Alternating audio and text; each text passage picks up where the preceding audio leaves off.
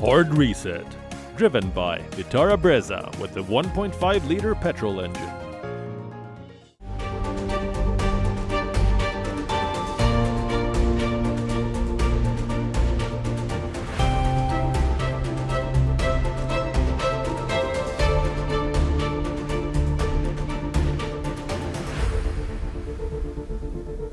Hello and a very warm welcome. I'm Akanksha Swaroop. You're watching Hard Reset Cinema after COVID-19. Now, from a global perspective, India's film industry represents the country's soft power. Not only does it generate revenue and employment, movie theatres are also a vital part of the Indian social life. And yet, cinema is one of the sectors in the Indian economy that's worst hit by the impact of coronavirus. And so as the business of cinema comes to a grinding halt, we at WION explore the various aspects of this crisis today. From its monetary impact to cinema's new landscape, we assess the slew of challenges with our esteemed panelists. Let me now take the opportunity to introduce them to you. Mr. Siddharth Jain, the director of the Inox Group. Ms. Guneet Monga, Oscar-winning film producer and founder of Sikhya Entertainment. Mr. Pradeep Dwivedi, CEO, India Eros International Media Limited, also the head of their OTT platform, Eros Now. I'm also joined in by Indian actor Mr. Kabir Bedi. A very warm welcome to all of you. Thank you so much for sparing your precious time. Now, the excitement of a fresh Friday release is being sorely missed. I don't even remember when was the last time I watched a film in a theatre. I think it was Chapak. Guneet, if I may ask you, when was the last time you watched a film in a movie hall? I saw it one day before the lockdown, and it was Angrezi Medium. I was very happy to go see Angrezi Medium in cinemas. All right. And speaking of the impact of coronavirus now on the whole sector of, say, film, as far as the film industry is concerned, so that to get a sense of the figures, what is the estimated monetary impact of this crisis and how are multiplexes and cinema halls coping with it? Also, when can we expect theatres to reopen? Well, first of all, thank you very much for having me on your show. It's a pleasure being part of this panel. As you very rightly said, that the Indian cinema industry has been one of the ones that has been impacted the most. And we were the first to close, starting from 11th of March all the way till the 24th of March. Various states shut us down at various stages, and presumably we will be the last to open.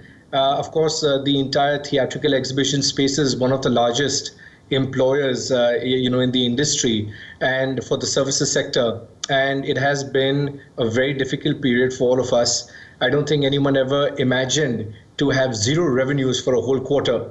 And of course, June, and we hope that in the month of July, towards the end of July, we should be allowed to restart the cinemas. That's basically because the government allowed malls to open from the 8th of June onwards.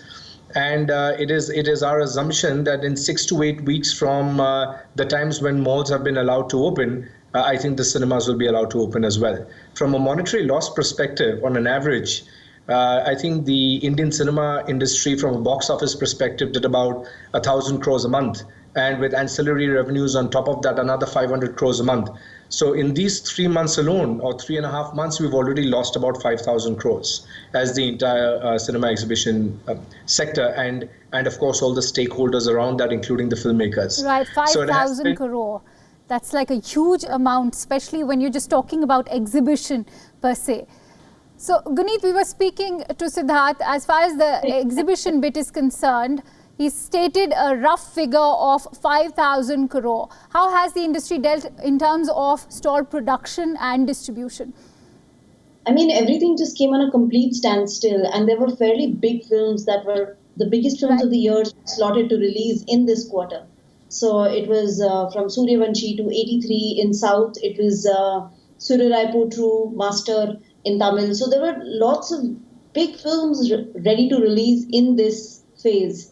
And that has clearly impacted us in a big way. But also all the stalled productions has brought in a new challenge of survival for many daily wages.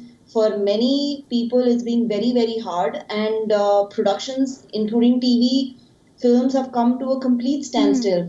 So I won't have a number, but I do want to say that it has been an extremely challenging, and it's kind of a new problem that we are all dealing with. Have never faced something like this before.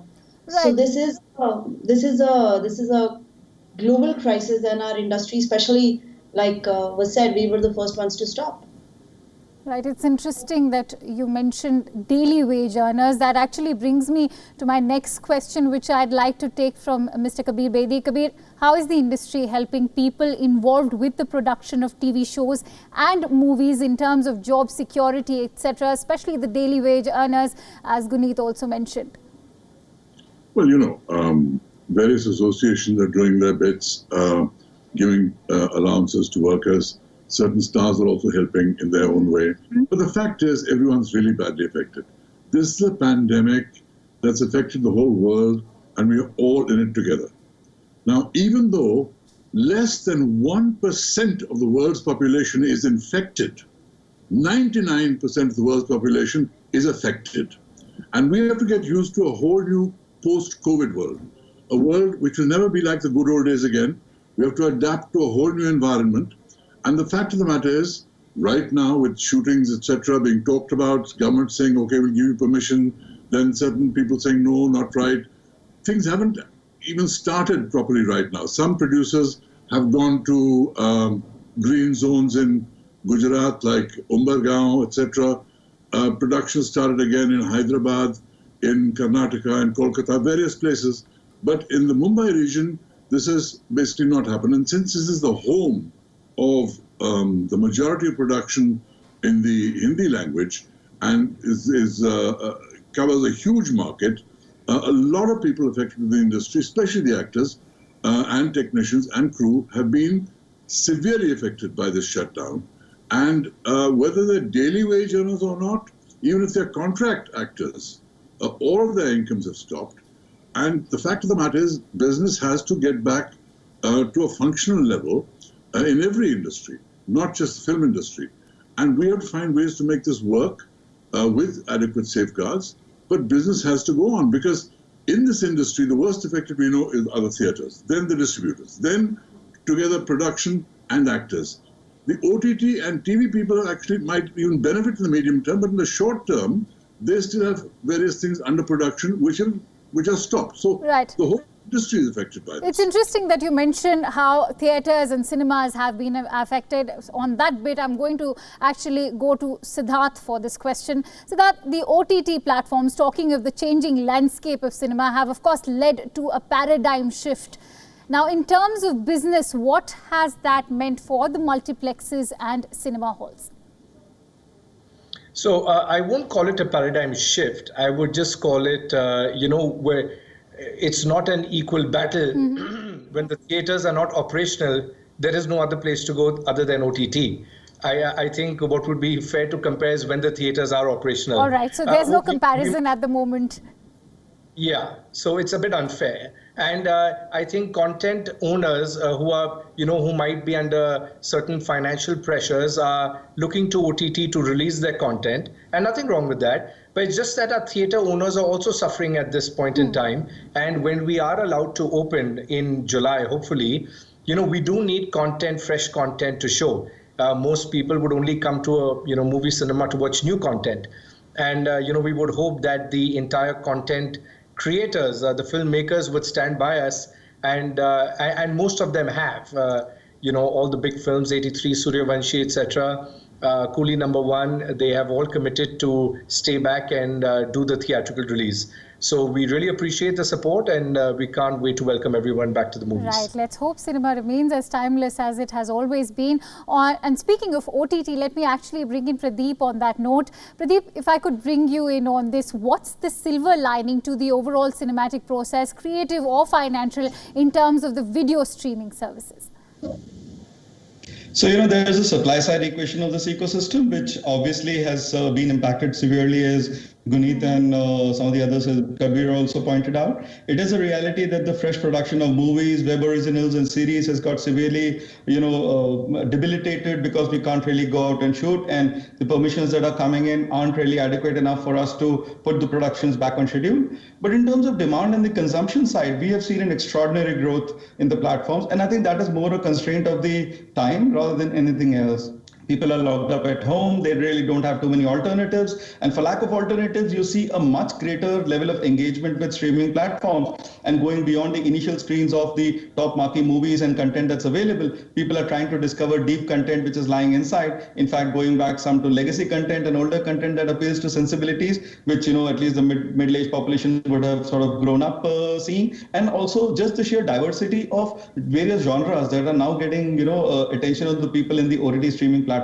That's working very well. But I think it would be unfair to kind of assume that the OTT benefit or gain is a temporary phenomenon, or it is something that is a flash in the pan caused primarily by the pandemic. I think if you look at the last 10 years trend, the whole concept of digital consumption of entertainment content has really been accelerating.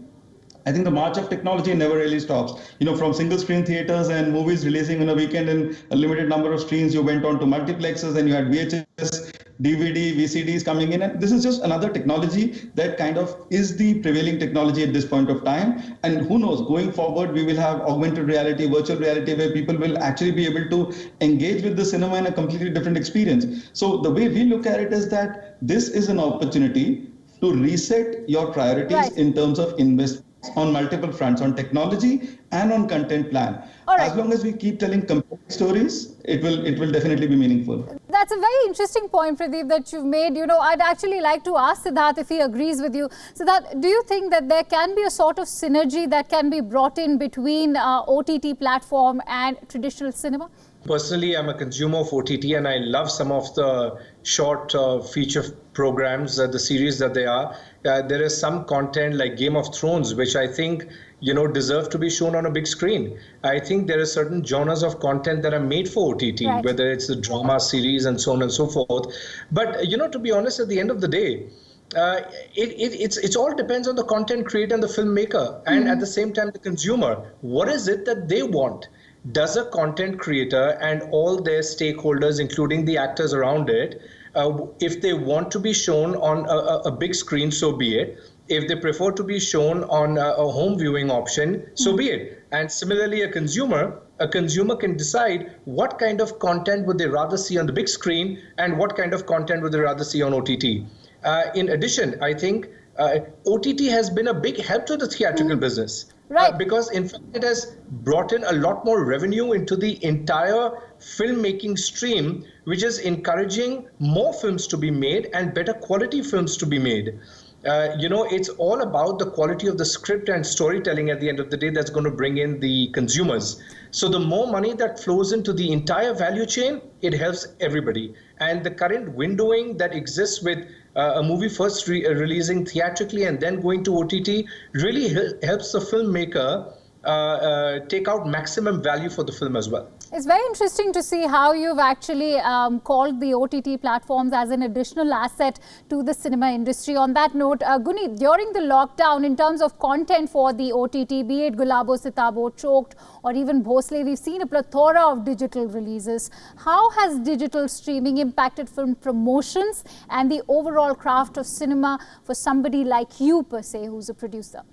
So I would say, as an independent producer, OTT has been a advantage from making a film like a short documentary like Period End of Sentence that Netflix put out in 190 plus countries, ended up starting a whole movement. It was a global movement that we were part of by a short film. But, that is something that is the power of OTT for that particular size of content. It was something that we saw a phenomenal outreach. And for a cinematic experience, when you see films like Gravity, you see, where you need a cinema experience. I think cinemas have played a vital role in continuing and letting us dream and tell our stories and reach out to and get people involved very deeply in in the experience of cinema. I think that's what a lot of filmmakers strive to, is creating experiences.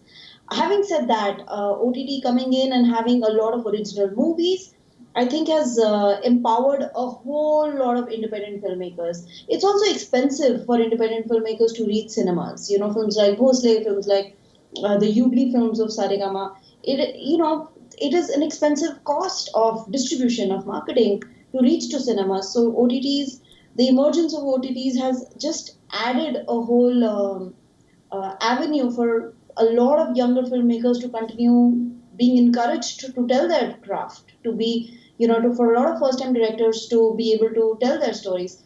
So it is, I think there is advantages of both the elements, and as a producer, one needs to realize what is the best for the content and for the outreach of the length and of the size of the content. All right.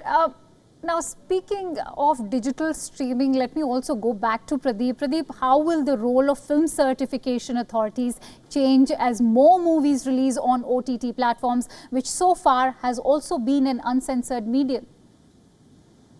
See, I think there are two ways to look at it. One is that clearly there is a kind of content which, because it's placed in server overseas, allows people digital access on a universal basis, and there isn't significant enough dominion control of the Central Board of Certification of any particular country. And I think that trend will continue to be there. Having said that, I think in India, at least the streaming platforms such as ourselves and some of the others who are there are also adopting self-governance code of conduct to make sure that we are not transgressing norms that is anathema to our society and our culture, that we are able to produce content and clearly have advisories around age certifications, etc. there. Bottom line is that all the movies that are going straight to OTT or the movies that have traditionally been playing on OTT platforms have all had their censor certifications. And we have not taken any of the unedited version or uncensored versions of movies in terms of playing that. But having said that, there is a lot of content outside of movies, especially on web original series, where these sensitivities need to be maintained and managed.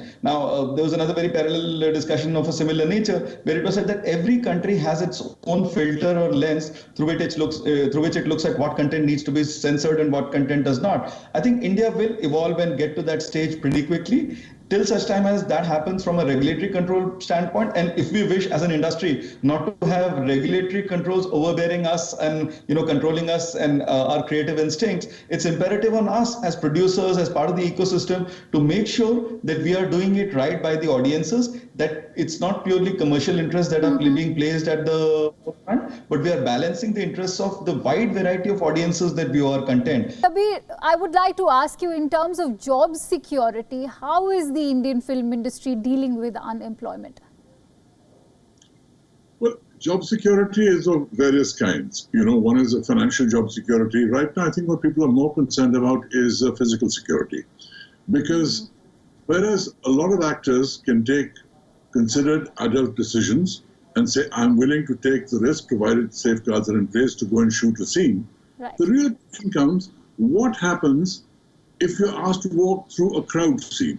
What happens if you're asked to do a choreographed scene which involves all kinds of people in your proximity? What are the safeguards there? Because ultimately people are concerned about their health.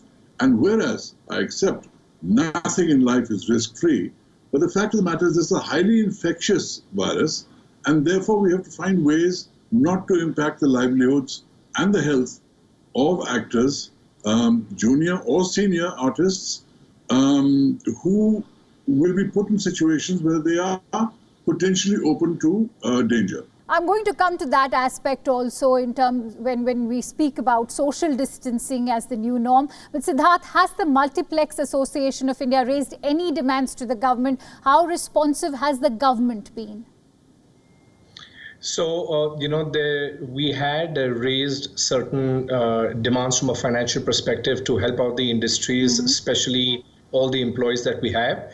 And, we're just one of the hundreds of industries that have made representations to the government.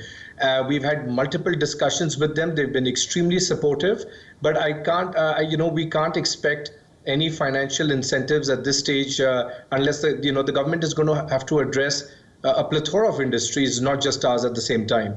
We have been representing to the government all the safety norms that we plan on following as well. When we are allowed to open, various state governments have approached us, asking us to define those, which we have, and we intend on following those extremely strict guidelines when we are allowed to open. All right. Now, I'll have to quickly jump on to the topic of social distancing. I was talking about it with Kabir. How will social distancing impact actors, especially in terms of hair and makeup? How are actors taking to this new normal? Do they have any reservations? Well, essentially, I really don't see that being a problem with makeup and hair people, because obviously people know they're going to be in proximity. There can be sufficient safeguards put into place that your makeup person or your hair person is either not in any position to give you that. And we assume that in general, people come with good intentions, are not deliberately spreading anything, but the spread, inadvertent spread, can also be controlled. That's not the worry. The worry is going into situations where there are a lot of people, crowds, for instance, crowd scene. You walk through a crowd, you're dealing with groups of people that you're weaving through. Those are the things that really is something that we really need to be careful about. And I'm not sure what the answer is, but I think with a little goodwill on everybody and a little care on people being careful, this can be done. Nothing in life is risk-free. It can be reduced to the level of an acceptable risk, and that's all that's really needed. And speaking of acceptable risk, actually, let me take this question from Guneet. The new shoot guidelines come with a lot of restrictions, which can make shooting difficult as well. How ready are the actors, producers and directors for this new shooting arrangement, Guneet? Most importantly, are these guidelines even practical? A couple of ad shoots have happened in Film City, and to see those pictures and to see everybody wearing PPE kits, maintaining social distancing, it is something again a very new world order. I keep hoping that we are all one vaccine away from being normal and going back to our original lives. But as the industry needs to open up and the shoot needs to start, I think this is a large part of our conversation right now of setting up temperature checks, oximeters at the set, of setting up, I think as a producer, we need to be far, far more planned. It is a huge responsibility on the producer for safety of everyone. Right. There is a conversation that's happening.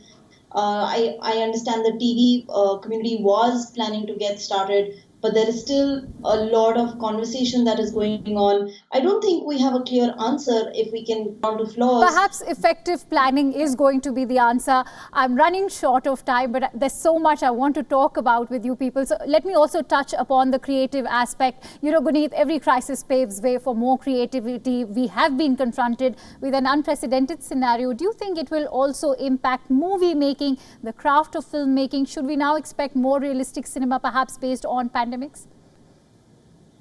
I think movies is an experience, and I just wanted to say, because we are all gathered here to talk about cinemas and theaters, I personally don't feel the cinemas will go anywhere or they are threatened. Yes, this is a tough phase. This has been a very tough quarter, but we love our movies and we will all bounce back. I think,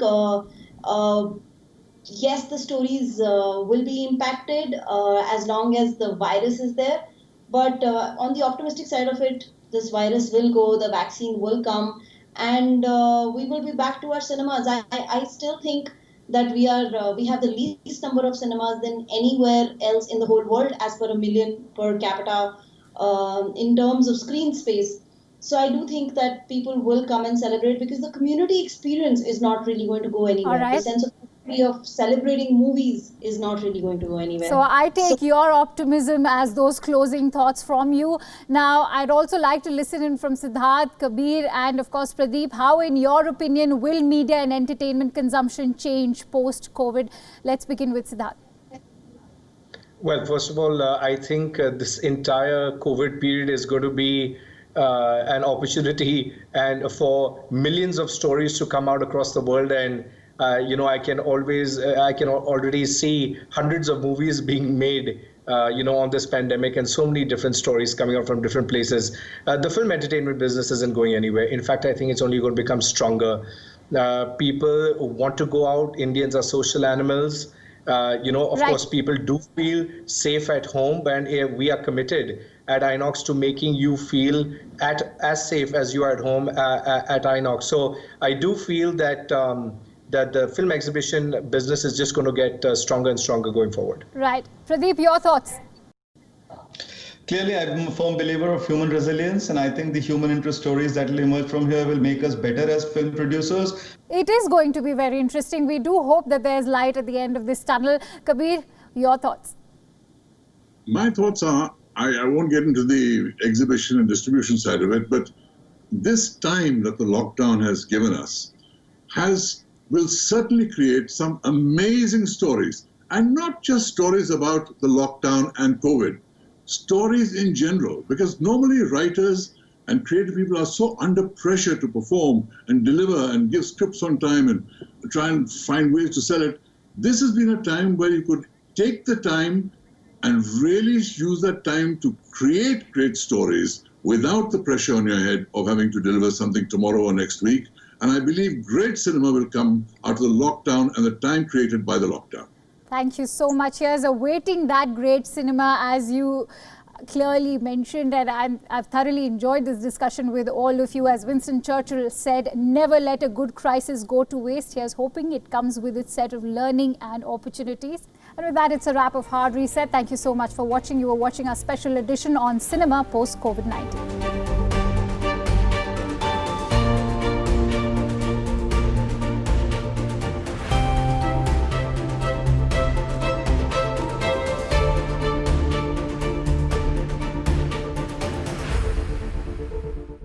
Hard Reset, driven by Vitara Brezza with the 1.5-liter petrol engine.